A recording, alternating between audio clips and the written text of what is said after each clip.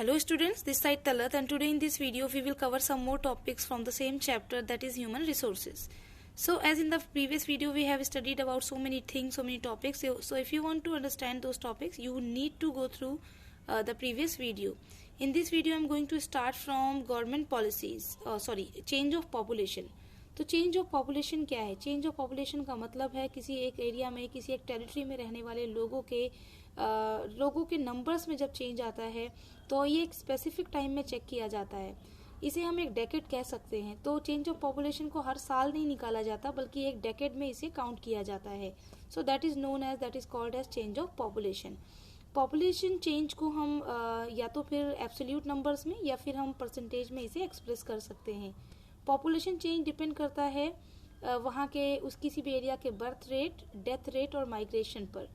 जब किसी एरिया में जितने भी लाइव बर्थ होते हैं, जितने भी बच्चों का जन्म होता है, उसमें से जो लाइव होते हैं, जो जिंदा रह जाते हैं, उसको हम बर्थ रेट कहते हैं. और उसी एरिया में जितने लोगों की डेथ होती है उसे डेथ रेट कहा जाता है. और ये पर 1000 पर्सन पर निकाला जाता है.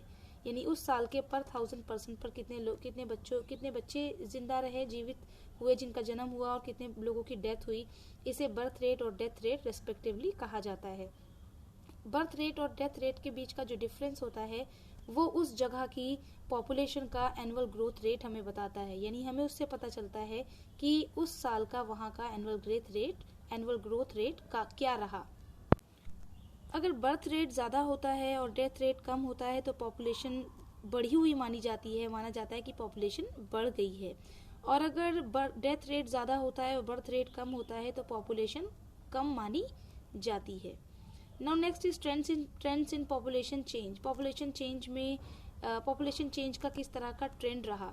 अगर हम पूरे वर्ल्ड की टोटल पॉपुलेशन उस टाइम पर देखें जब एग्रीकल्चरल रेवोल्यूशन स्टार्ट हुआ था, that was about 10,000 years ago. जब एग्रीकल्चर डेवलपमेंट शुरू हुआ, लोगों ने खेती करना शुरू की, तो पूरे वर्ल्ड की जो पॉपुलेशन थी that was about only 5 million. सिर्फ 5 मिलियन पॉपुलेशन थी उस टाइम पर जब एग्रीकल्चरल रेवोल्यूशन स्टार्ट हुआ. फिर ये जब इंडस्ट्रियल रेवोल्यूशन स्टार्ट हुआ अराउंड 1750 ईयर्स पहले, तो उस टाइम पर ये पॉपुलेशन जो सिर्फ 5 मिलियन थी ये बढ़कर 500 मिलियन हो गई थी. और उसके पीछे रीज़न ये था कि अब हमने साइंस और टेक्नोलॉजी में हम आगे बढ़ चुके थे, काफ़ी डेवलप हमने चीज़ें कर ली थी. स्पेशली हमने हेल्थ केयर में हमने काफ़ी कुछ अचीव किया और लाइफ ऑफ क्वालिटी इसी तरह से इम्प्रूव हो गई.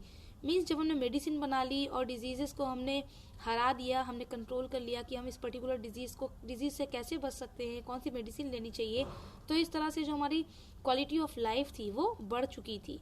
और initially the growth was slow. शुरुआत में जो ग्रोथ रेट था पॉपुलेशन का वो थोड़ा स्लो था और टोटल पॉपुलेशन 1820 में बढ़कर 1000 मिलियन तक पहुंच गई थी. तो इस तरह से हमने समझा कि किस तरह से स्टार्टिंग हुई, किस तरह से पॉपुलेशन चेंज में किस तरह से बड़ा चेंज आया. मतलब 5 मिलियन से हम किस तरह 1820 में 1000 मिलियन तक पहुंच गए थे. 1930 में जो एनुअल ग्रोथ रेट था पॉपुलेशन का दैट वाज ओनली 1%. और 30 इयर्स के बाद 1960 में ये एनुअल ग्रोथ रेट बढ़कर 2% हो गया था. जैसे जैसे लोगों को खाना दिया जाने लगा, मीन्स सबको ही खाना मिलने लगा, और मेडिकल फैसिलिटीज़ में भी इम्प्रूवमेंट आया, लोग हेल्दी लाइफ जीने लगे. मीन्स अब ना ही लोग भूख से मर रहे थे, ना ही लोग बीमारियों से मर रहे थे. और इसकी वजह से बर्थ रेट बढ़ा और डेथ रेट थोड़ा कम हो गया. जिस तरह से हमने सारी चीज़ों को ठीक कर लिया है, हमने हर फील्ड में प्रोग्रेस की. ये माना जाता है कि 2025 तक जो वर्ल्ड की पॉपुलेशन है ये बढ़कर 8000 मिलियन तक शायद पहुंच जाए. जितने भी डेवलपिंग कंट्रीज़ हैं वो अपनी बढ़ती हुई पॉपुलेशन को रोकने की कोशिश कर रहे हैं. लास्ट 50 ईयर्स की बात करें तो ग्रोथ रेट थोड़ा सा डिक्लाइन हुआ है, थोड़ा सा कम हुआ है.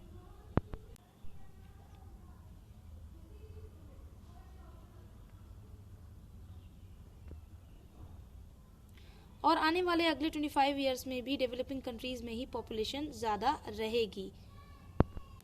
कई बार एक कंट्री से दूसरे कंट्री में जाने की वजह से और एक कंट्री में एक एरिया से दूसरे एरिया में जाने की वजह से भी जो पॉपुलेशन होती है उसमें भी एक चेंज जनरली लोग अंडर डेवलप एरियाज से डेवलप एरियाज में जाते हैं ताकि वहाँ पर उन्हें बेटर इकोनॉमिक अपॉर्चुनिटीज़ मिल सकें, ताकि वहाँ पर उन्हें अच्छी जॉब मिल सके, इसलिए लोग ऐसा करते हैं। और सिर्फ जॉब ही नहीं बल्कि बहुत सारी ऐसी कंडीशंस होती हैं रूरल एरियाज़ में, जैसे कि अनएम्प्लॉयमेंट का होना, जॉब का ना होना, गरीबी का होना, पुअर एजुकेशन फैसिलिटीज़ का होना, पुअर हेल्थ फैसिलिटीज़ का होना। ये सारी चीज़ें लोगों को फोर्स करती हैं कि वो सिटीज़ में माइग्रेट कर जाएं। और सिटीज़ में यही सारी चीज़ें हैं जो पॉजिटिव हैं, ये लोगों को अट्रैक्ट करती हैं अपनी तरफ आने के लिए। Now next is population composition.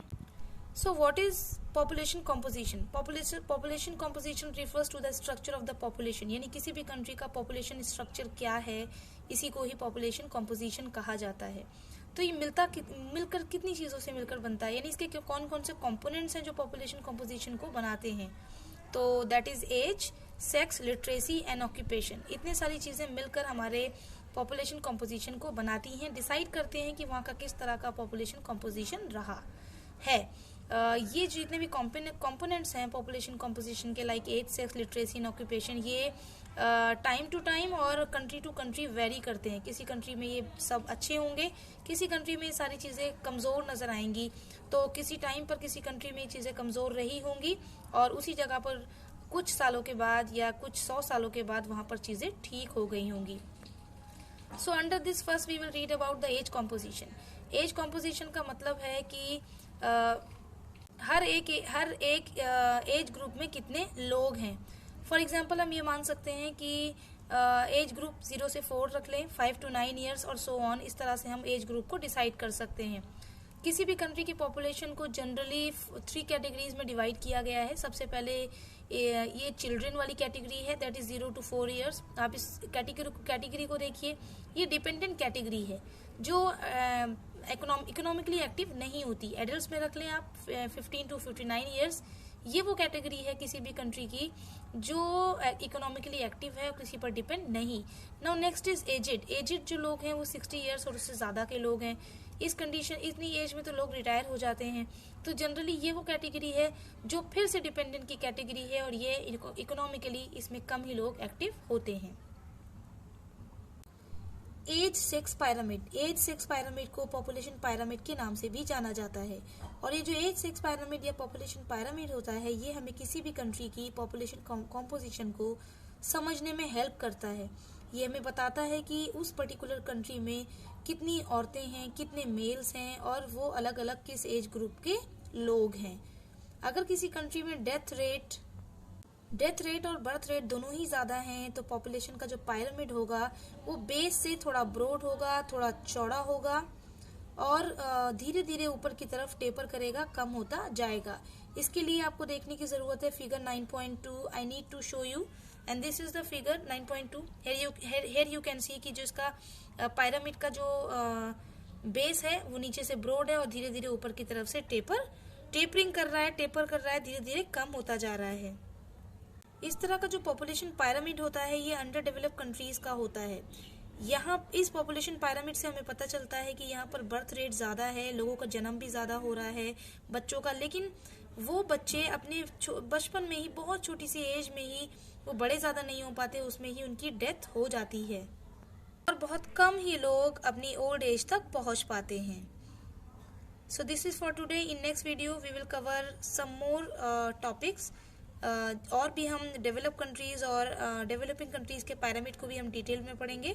Till then take care, bye bye and do keep watching my videos और अपना ख्याल रखें। Thank you.